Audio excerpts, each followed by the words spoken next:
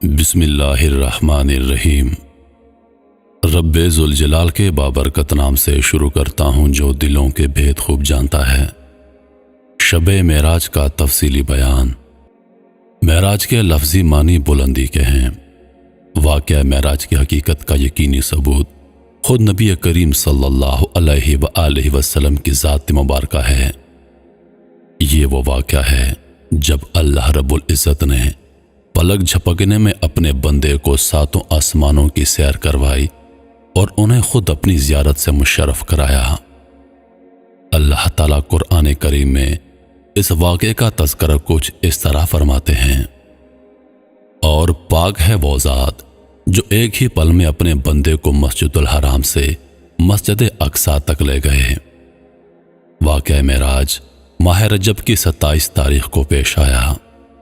اس واقعے کو اسلامی تاریخ میں بڑی اہمیت حاصل ہے۔ نبی کریم صلی اللہ علیہ وآلہ وسلم نے معراج کی اگلی صبح جب صحابہ کرام سے اس واقعے کا ذکر فرمایا تو کفار نے آپ کی بات کو یہ کہہ کر ماننے سے انکار کر دیا کہ یہ کیسے ممکن ہے۔ آپ نے اپنی بات کی تصدیق میں انہیں مسجد الحرام سے مسجد اقصی تک کے سفر کا حال بیان فرمایا اور راستے میں مسافروں کے حالات سے آگاہ کیا۔ اس پر جب کفار نے آپ کی بتائی ہوئی باتوں کی جب تحقیق کی تو سب کچھ ویسے پایا جیسے آپ نے بیان فرمایا تھا۔ واقعہ معراج کو سن کر کفار مکہ حضرت ابوبکر صدیق رضی اللہ عنہ کے پاس تشریف لے گئے اور انہیں جا کر وہ سب کچھ کہا جو آپ نے انہیں بیان فرمایا تھا۔ حضرت ابوبکر صدیق رضی اللہ عنہ فرمانے لگے، بلا شبہ اگر نبی کریم یہ بیان فرما رہے ہیں تو وہ یقیناً سچ ہوگا۔ حضرت ابوبکر صدیق کے معراج کے واقعے کی تصدیق کرنے کے سبب آپ کو آپ صلی اللہ علیہ وآلہ وسلم نے صدیق کے لقب سے نوازا۔ واقعہ معراج کی تفصیل بیان کرتے ہوئے خود نبی کریم صلی اللہ علیہ وآلہ وسلم فرماتے ہیں، مجھے براق پر سوار کر کے بیت اللہ سے بیت المقدس تک لے گئے، اور براق کی رفتار اتنی تھی کہ جہاں براق کی نگاہ پڑتی اسی لمحے اس کا قدم اسی جگہ پر ہوتا۔ یعنی جب اس نے آسمان کی جانب دیکھا اور اڑنا شروع کر دیا تو اس کا پہلا قدم آسمان پر پڑا۔ سفر کے بیان میں آپ فرماتے ہیں، جبریل علیہ السلام پورے سفر میں میرے ہمراہ تھے۔ بیت اللہ سے بیت المقدس جاتے وقت راستے میں کئی مقامات پر مختلف واقعات رونما ہوئے۔ سب سے پہلے ایک مقام پر جبریل علیہ السلام نے مجھے براق سے اتر کر زمین پر آنے کو کہا۔ میں نے دیکھا کہ وہاں کثرت سے کھجوروں کے درخت تھے۔ پھر فرمایا، اے حبیب خدا، یہاں اس زمین پر 2 رکعت نماز ادا کیجیے۔ لہٰذا میں نے ایسا ہی کیا۔ جب میں نے نماز ادا کر لی تو جبریل امین علیہ السلام فرمانے لگے، اے محبوب خدا، کیا آپ جانتے ہیں آپ نے یہ کس مقام پر نماز ادا کی ہے؟ میں نے فرمایا نہیں، تو جبریل امین علیہ السلام نے بتایا، رسول خدا، یہ یثرب کا علاقہ ہے، یہ وہ جگہ ہے جو بعد میں مدینہ کہلائے گا، اور یہ وہ مقام ہے جب آپ مکہ کے لوگوں کو اسلام کی دعوت دیں گے تو وہ آپ کو ستائیں گے۔ آپ ہجرت فرما کر یثرب یعنی مدینہ میں تشریف لائیں گے، اس لیے میں نے سب سے پہلے آپ کو اس سرزمین کا تعارف کروا دیا ہے۔ پھر وہاں سے ہم روانہ ہو گئے۔ چند پل گزرے تھے کہ مجھے ایک اور سرزمین پر اتارا۔ پھر فرمایا، پیغمبر خدا، یہاں بھی 2 رکعت نماز ادا کیجیے۔ میں نے وہاں بھی 2 رکعت نماز ادا کی۔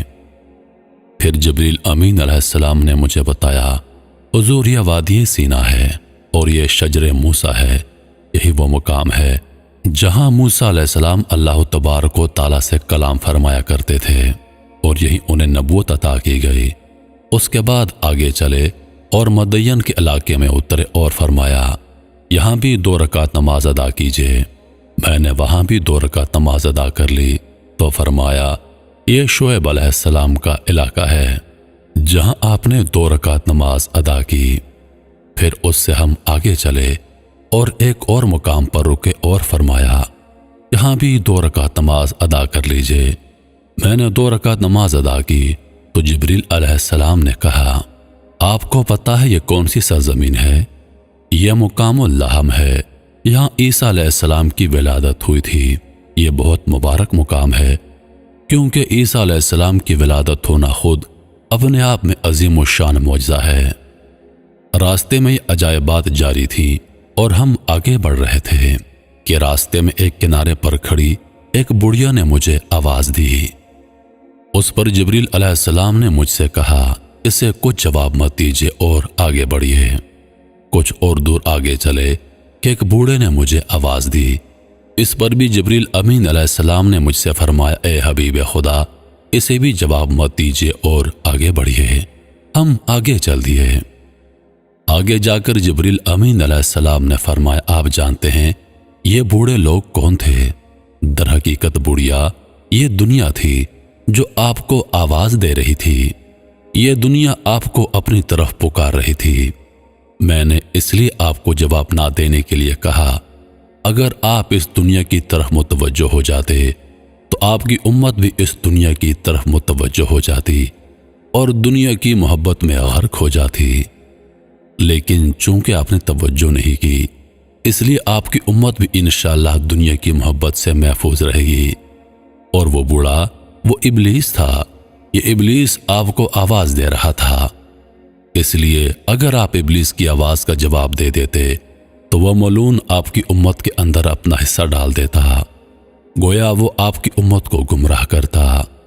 لیکن آپ کی ابلیس کو نظر انداز کرنے کے سبب اللہ نے آپ کو اور آپ کی امت کو ابلیس کے شر سے محفوظ کر دیا ہے، اور اللہ نے دنیا کو بوڑھا دکھا کر آپ پر یہ حقیقت واضح کر دی ہے کہ بس دنیا اب بوڑھی ہو چکی ہے اور اس کی اتنی ہی عمر باقی ہے۔ کسی بھی وقت اس بڑھیا کو موت آ سکتی ہے، اسی طرح کسی بھی وقت اس دنیا کو موت آ سکتی ہے۔ تو گیا اس کے بعد میں بیت المقدس تک پہنچا، پھر وہاں مجھے براق سے اتارا گیا۔ جب مجھے براق سے اتار لیا گیا تو وہاں جبریل علیہ السلام نے زمین سے ایک پتھر اٹھایا، اس میں سوراخ کیا اور براق کی رسی کو اس سوراخ میں باندھ کر اسے بیت المقدس میں چھوڑ دیا۔ پھر میں بیت المقدس کے اندر داخل ہو گیا۔ وہاں ابراہیم علیہ السلام، موسیٰ علیہ السلام اور عیسیٰ علیہ السلام نے میرا استقبال کیا۔ اس کے بعد مؤذن نے اذان دی، اس کے بعد اقامت ہوئی اور میں نے دیکھا کہ وہاں اور لوگ آنا شروع ہو گئے اور دیکھتے ہی دیکھتے پوری مسجد بھر گئی۔ اب سب امام کے منتظر تھے۔ ہم سب انتظار کرنے لگے کہ امامت کے مصلی پر کون کھڑا ہوگا۔ حضور فرماتے ہیں، جبریل امین علیہ السلام نے میرا ہاتھ پکڑا اور مجھے لے جا کر امامت کے مصلی پر کھڑا کر دیا۔ میں نے 2 رکعت نماز پڑھائی۔ علماء کرام فرماتے ہیں یہ نفل نماز تھی جو آپ علیہ السلام نے پڑھائی تھی، کیونکہ عشاء کی نماز جو معراج سے پہلے آپ پر فرض تھی وہ آپ ادا کر چکے تھے اور آپ سونے کے لیے لیٹ چکے تھے جب یہ معراج کا واقعہ پیش آیا۔ پھر آپ صلی اللہ علیہ وآلہ وسلم فرماتے ہیں کہ جب میں نے نماز پڑھی تو انبیاء کرام علیہ السلام میں سے ابراہیم علیہ السلام آگے تشریف لائے اور خطبہ فرمایا، اور اس کے بعد انہوں نے تقریر کی۔ ان کے بعد موسیٰ علیہ السلام آئے، انہوں نے تقریر کی۔ پھر عیسیٰ علیہ السلام تشریف لائے اور انہوں نے تقریر کی۔ ان کے بعد داؤد علیہ السلام آئے، پھر انہوں نے تقریر کی۔ اس طرح سب انبیاء کرام علیہ السلام آئے اور آخر میں ممبر پر گیا اور تقریر کی۔ جب نماز سے فارغ ہو گئے تو جبریل امین علیہ السلام نے پوچھا، اے اللہ کے حبیب، کیا آپ جانتے ہیں یہ تمام لوگ کون ہیں؟ میں نے جواب دیا، نہیں۔ اس پر جبریل امین علیہ السلام فرمانے لگے، یہ تمام انبیاء ہیں جو آپ کے پیچھے مقتدی بن کر نماز پڑھ رہے تھے۔ اللہ تعالیٰ نے یہ مقام عالی آپ کو عطا فرمایا اور یہ ثابت کر دیا ہے کہ آپ افضل الرسول اور امام الانبیاء ہیں۔ پھر جبریل امین علیہ السلام مجھے وہاں سے لے کر چلے اور آسمان پر پہنچے۔ جب ہم روانہ ہو گئے تو زمین سے لے کر آسمان تک ایک سیڑھی لگا دی گئی۔ وہ سیڑھی اتنی بلند تھی اور اتنی حسین و جمیل تھی اور اتنی نورانی تھی کہ الفاظوں میں اس کا بیان ممکن نہیں۔ اتنی خوبصورت سیڑھی میں نے اس سے پہلے کبھی نہیں دیکھی تھی۔ براق نے اس سیڑھی کے اوپر چڑھنا شروع کر دیا۔ پس تاحت دینے کا اس کا پہلا قدم پڑا، یعنی اتنی تیز اس کی نظر تھی کہ بہت دور تک اس نے دیکھا، اور جہاں اس کی نگاہ پہنچی وہاں پر اس کا پہلا قدم پہنچا، اور وہ پہلا آسمان تھا۔ وہ سیڑھی ہی براق کا وہ نورانی راستہ تھی کہ جس پر مجھے براق لے کر چل رہا تھا۔ اس طریقے سے ہم پہلے آسمان پر پہنچ گئے، اور میرے مسجد اقصی سے روانہ ہونے سے قبل ان تمام انبیاء کو روانہ کر دیا گیا تھا جو میری امامت میں نماز ادا کرنے کے لیے آئے ہوئے تھے۔ انبیاء کی آمد کے بارے میں دو رائے قائم ہیں۔ ایک کے مطابق اللہ تعالیٰ نے انبیاء کو جسم خاکی یعنی زندہ وجود کے ساتھ زمین پر بھیجا تھا، جبکہ دوسرا قول یہ ہے کہ انہیں جسم مثالی دے کر یعنی بظاہر جسمانی ساخت دے کر انہیں زمین پر بھیجا، سوائے عیسیٰ علیہ السلام اور ادریس علیہ السلام کے، کیونکہ انہیں اللہ تعالیٰ نے جسم خاکی کے ساتھ ہی زندہ آسمان پر اٹھا لیا تھا، لہذا وہ اپنے انسانی جسم کے ساتھ تشریف لائے تھے، جبکہ دیگر انبیاء کرام علیہ السلام جسم مثالی کے ساتھ۔ نماز کے فوراً بعد وہ سبھی انبیاء واپس اپنے مقام تک پہنچا دیے گئے، کیونکہ انہوں نے آپ کا آسمان پر بھی استقبال کرنا تھا۔ ایک اور مقصد اللہ تعالیٰ نے حضرت محمد صلی اللہ علیہ وآلہ وسلم کو مسجد اقصی تک پہنچا کر پورا کیا، وہ یہ کہ ہم سب پر بھی اس بات کا اشارہ کر دیا کہ آپ نبی القبلتین ہیں، یعنی آپ دونوں قبلوں کے نبی ہیں، بیت اللہ شریف کے بھی اور بیت المقدس کے بھی۔ اور بیت المقدس کے اندر جتنے بھی انبیاء کرام علیہ السلام ہیں، ان انبیاء کا امام بھی یہی نبی ہے۔ گویا بنی اسرائیل پر یہ بات واضح کر دی کہ بنی اسماعیل کا جو قبیلہ ہے اب پوری انسانیت کا وہی قبیلہ ہوگا۔ چنانچہ وہی ہوا کہ بعد میں بیت اللہ شریف کو پوری دنیا کی انسانیت کے لیے قبلہ قرار دے دیا گیا۔ آپ صلی اللہ علیہ وآلہ وسلم فرماتے ہیں، جب ہم پہلے آسمان پر پہنچے تو پہلے آسمان پر میرا استقبال آدم علیہ السلام نے کیا، ان سے میری ملاقات ہوئی۔ جب ہم دوسرے آسمان پر پہنچے تو عیسیٰ علیہ السلام سے میری ملاقات ہوئی، اور انہی کے ساتھ وہاں یحییٰ علیہ السلام بھی موجود تھے۔ اس کے بعد ہم تیسرے آسمان پر پہنچے تو وہاں یوسف علیہ السلام کے ساتھ میری ملاقات ہوئی۔ چوتھے آسمان پر ادریس علیہ السلام کے ساتھ ملاقات ہوئی۔ پانچویں آسمان پر ہارون علیہ السلام سے میری ملاقات ہوئی۔ جب ہم چھٹے آسمان پر پہنچے تو موسیٰ علیہ السلام سے ملاقات ہوئی، اور ساتویں آسمان پر حضرت ابراہیم علیہ السلام کے ساتھ میری ملاقات ہوئی۔ گویا ان ساتوں آسمانوں تک کی بلندیاں 7 معراجیں ہیں جو آپ صلی اللہ علیہ وآلہ وسلم نے طے کی، اور ان کا کتنا فاصلہ ہے اس کے بارے میں حضرت ابو ہریرہ رضی اللہ عنہ فرماتے ہیں کہ زمین سے لے کر آسمان تک کا فاصلہ 500 سال کی مسافت ہے، یعنی اگر ایک مسافر 500 سال تک اپنے اعتدال کی رفتار کے ساتھ چلتا رہے تو وہ 500 سال بعد پہلے آسمان پر ہوگا۔ پھر فرمایا، پہلے آسمان کی موٹائی 500 سال کی مسافت ہے، پھر پہلے آسمان سے دوسرے آسمان تک کا سفر 500 سال کی مسافت ہے، پھر دوسرے آسمان کی موٹائی 500 سال کی مسافت ہے، اسی طرح دوسرے آسمان سے تیسرے آسمان تک کا سفر اور تیسرے آسمان کی موٹائی بھی 500 سال کی مسافت ہے۔ اب اسی طرح ہر آسمان کا فاصلہ اور اس کی موٹائی 500 سال کی مسافت ہے۔ اگر اس دورانیوں کو ضرب دی جائے تو ہمیں اندازہ ہوتا ہے یہ تمام سفر کا دورانیہ 7000 سال کی مسافت بنتا ہے۔ ساتوں آسمانوں پر انبیاء کرام علیہ السلام کی ملاقات اور ترتیب کی تفصیل کچھ یوں ہے۔ ساتوں آسمانوں کا فاصلہ اور ان کی موٹائی تک کا سفر جو کہ 7000 سال کی مسافت بنتا تھا، حضور نبی کریم صلی اللہ علیہ وآلہ وسلم چند لمحوں میں طے کرنے کے بعد جب 7ویں آسمان پر پہنچے تو وہاں سے آگے سدرۃ المنتہا تک پہنچنے کا سفر شروع ہوا۔ جب حضور صلی اللہ علیہ وآلہ وسلم جبریل علیہ السلام کے ساتھ سدرۃ المنتہا تک پہنچ گئے تو فرمانے لگے، اے پیغمبر خدا، اس سے آگے میں آپ کے ساتھ نہیں جا سکتا۔ فرمایا، اے جبریل، تو میرا رفیق سفر ہے اور تم مجھے یہاں تنہا چھوڑ رہے ہو۔ جبریل امین علیہ السلام فرمانے لگے، حضور، اگر میں اس سدرۃ المنتہا کے مقام سے آگے بڑھا تو تو اللہ تبارک و تعالیٰ کے جلال اور کبریائی کے نور کی وجہ سے میرے پر جل جائیں گے، اس لیے میں اس سے آگے نہیں جا سکتا۔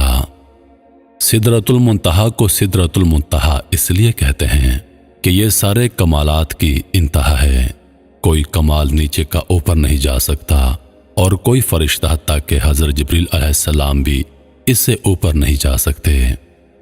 سدرۃ المنتہا وہ مقام آیا جہاں جبریل امین علیہ السلام کی پرواز بھی تھم گئی، لیکن شان رسول اللہ صلی اللہ علیہ وآلہ وسلم یہ تھی کہ اس مقام سے بھی آگے ان کی پرواز جاری تھی۔ اس سے ہم رسول اللہ صلی اللہ علیہ وآلہ وسلم کے مقام کا اندازہ لگا سکتے ہیں۔ پھر نبی کریم صلی اللہ علیہ وآلہ وسلم سدرۃ المنتہا تک پہنچے، اور یہ ان کی 8ویں معراج تھی۔ اب سدرۃ المنتہا کی موٹائی کا جو فاصلہ ہے وہ 500 سال تک کا ہے، اس کے اوپر بھی آپ صلی اللہ علیہ وآلہ وسلم پہنچے، اور یہ ان کی 9ویں معراج ہوئی۔ یہ مقام صریف الکلام تھا۔ حضور نبی کریم صلی اللہ علیہ وآلہ وسلم فرماتے ہیں، یہ وہ مقام تھا جہاں فرشتے تقدیریں لکھتے ہیں، اور جب میں اس مقام پر پہنچا تو مجھے ان کے تقدیر کے قلم کے لکھنے کی آوازیں آ رہی تھیں۔ وہ آوازیں میں نے سنی، اور یہ ان کی 9ویں معراج، اور اس سے اوپر جب وہ وہاں سے گئے ہیں تو یہ ان کی 10ویں معراج تھی، اور یہ مقام اہلیت تھی جو اللہ تبارک و تعالیٰ کے حضور آپ صلی اللہ علیہ وآلہ وسلم پیش ہو گئے۔ اللہ تبارک و تعالیٰ کو نور کے پردے میں براہ راست آپ صلی اللہ علیہ وآلہ وسلم نے دیکھا۔ آپ صلی اللہ علیہ وآلہ وسلم اس بارے میں فرماتے ہیں، میں نے ایک نور اعظم کو دیکھا، میں نے اللہ تبارک و تعالیٰ کی کبریائی میں خود اللہ کا دیدار کیا، تو یہ مقام اہلیت تک آپ پہنچے۔ تو اس طرح یہ کل 10 معراجیں ہو گئیں، یعنی ایک زمینی مقام سے 10 بلندیوں تک 10 سیڑھیوں کے ذریعے آپ کو لے جایا گیا، اور اس طرح آپ کی کل 10 معراجیں ہو گئیں۔ آپ کی ہر معراج میں اللہ تبارک و تعالیٰ کی حکمتیں ہیں۔ بس تو حضور نبی کریم صلی اللہ علیہ وآلہ وسلم کی پہلے آسمان پر اللہ تبارک و تعالیٰ نے ساری انسانیت کا جو باپ تھا، جو نبی تھا، یعنی بابا آدم علیہ السلام سے ملاقات کروائی۔ انہوں نے آپ صلی اللہ علیہ وآلہ وسلم کا استقبال کیا۔ حضرت آدم علیہ السلام ابو الانبیاء ہیں اور ابو البشر بھی ہیں، اور سب سے بڑے ہیں۔ تو جیسے جب ہم کسی کے گھر جاتے ہیں اور سب سے پہلے بڑوں سے ملاقات کرتے ہیں، اسی طرح سب سے پہلے استقبال کے لیے آدم علیہ السلام کو بھیجا گیا۔ اللہ تبارک و تعالیٰ نے سب سے پہلے آدم علیہ السلام سے آپ کی ملاقات کروائی، پھر دوسرے آسمان پر عیسیٰ علیہ السلام نے آپ کا استقبال کیا۔ اس ملاقات میں اشارہ اس بات کی طرف تھا کہ قریب قیامت کے اندر اس دین محمدی کو جو تقویت ملے گی وہ عیسیٰ علیہ السلام کے ذریعے ملے گی۔ حضرت عیسیٰ علیہ السلام وہ ہوں گے جو قیامت کے نزدیک جو زمین پر تشریف لائیں گے اور پورے دین اسلام کو عام کر دیں گے۔ تو گویا یہ وہ وعدہ تھا، وہ نصرت کا وعدہ جو تمام نبیوں سے اللہ تبارک و تعالیٰ نے لیا تھا۔ اللہ نے تمام نبیوں سے عہد لیا تھا کہ وہ جو نبی آئے گا تم سب اس پر ایمان لاؤ گے۔ اگر وہ تمہارے زمانے میں آ گیا یا تم اس کے زمانے میں آ گئے تو تم ضرور اس کی نصرت کرو گے۔ تو ہر نبی دعا کیا کرتا تھا کہ کاش ہمیں اس نبی کا زمانہ مل جائے کہ ہم محمد کی نصرت بھی کریں، کیونکہ ایمان تو ہم لے آئے ہیں۔ لیکن کسی کی دعا قبول نہ ہوئی سوائے عیسیٰ علیہ السلام کے۔ اللہ تبارک و تعالیٰ نے زندہ سلامت انہیں آسمان پر اٹھا لیا۔ اب وہ قیامت کے نزدیک دنیا میں تشریف لائیں گے اور اس دین محمد کی نصرت کریں گے، اور اسلام کا دین پوری دنیا میں عام ہو جائے گا۔ حضور نبی کریم صلی اللہ علیہ وآلہ وسلم کی عیسیٰ علیہ السلام کے ساتھ یحییٰ علیہ السلام سے بھی ملاقات ہوئی، کیونکہ وہ عیسیٰ علیہ السلام کے خالازاد بھائی ہیں، اس لیے وہ ان کے ساتھ ہی دوسرے آسمان پر ملے۔ اس کے بعد تیسرے آسمان پر پہنچے تو وہاں یوسف علیہ السلام سے آپ کی ملاقات ہوئی۔ اس ملاقات میں اس بات کی طرف اشارہ تھا کہ کیسے یوسف علیہ السلام نے تکلیفیں برداشت کی، ان کے بھائیوں نے انہیں کنویں میں پھینکا ان کو مصر کے بازار میں فروخت کیا۔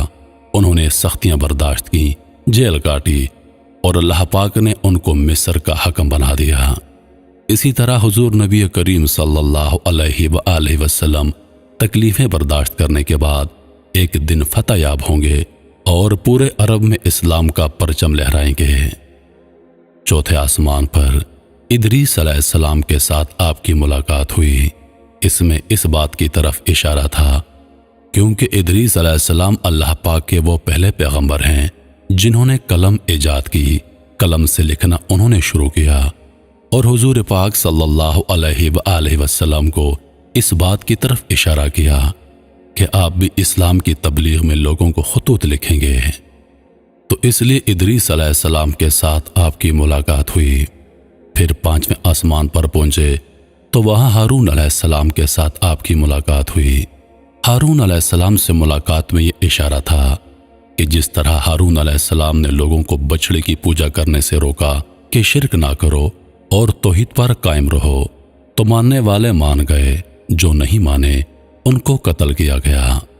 تو حضور پاک صلی اللہ علیہ وآلہ وسلم بھی جب عرب میں اپنی نبوت کا اعلان کریں گے، لوگوں کو شرک سے روکیں گے، تو لوگ آپ کے دشمن ہو جائیں گے اور آپ لوگوں سے جنگ کریں گے، لوگوں سے غزوات کریں گے، اور اس میں بہت سے کفار کو قتل کر دیا جائے گا۔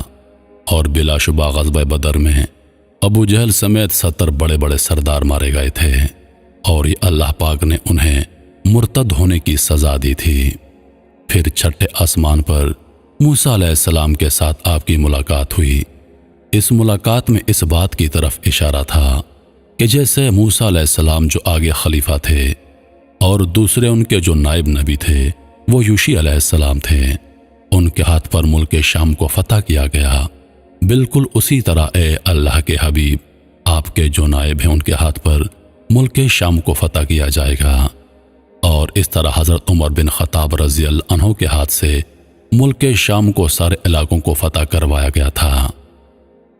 اس کے بعد ساتویں آسمان پر ابراہیم علیہ السلام کے ساتھ آپ کی ملاقات ہوئی۔